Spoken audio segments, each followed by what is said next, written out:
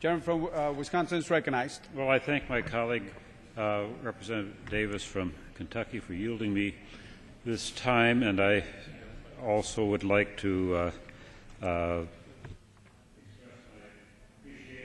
the way that my subcommittee chairman, Mr. Costello, and chairman, Mr. Oberstar, and a colleague, Mr. Micah from Florida, have all been working on this conference and on this legislation now for longer than we would have liked to. It's too bad that we have to do what will be I guess, our 14th or 15th extension of the existing law, but it's unfortunately necessary to do that to give us time to complete work on the conference, which actually is well underway.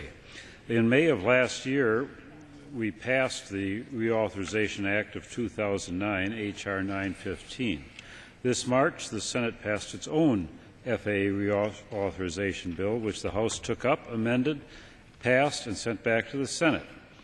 While a conference has not been called, staff from both chambers have been in informal discussions for months to reconcile the two versions of the bill. And while these discussions have led to tentative agreement on the vast majority of provisions, and there have been good work on both sides of the aisle on this, a number of controversial issues have stalled progress on a final agreement. I'm disappointed myself that several issues unrelated to important safety and modernization provisions in the reauthorization package are holding up final agreement on this legislation.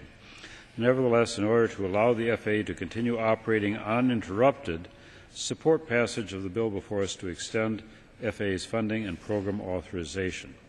H.R. 5611, the bill before us, would extend the taxes, programs, and funding of the FAA to August 1st of this year. This bill provides just over $3.5 billion in airport improvement program funding, extends the war risk insurance program, and extends other authorities related to small community air service, airport, and safety programs. It will ensure that our national airspace system continues to operate and that the FAA continues to fund important airport projects while the Congress completes action on a final reauthorization bill. I want to urge my colleagues to take advantage of these extra 30 days to reach compromise on the few remaining controversial provisions in the FAA bill. This bill contains critical safety provisions that must not be delayed any longer.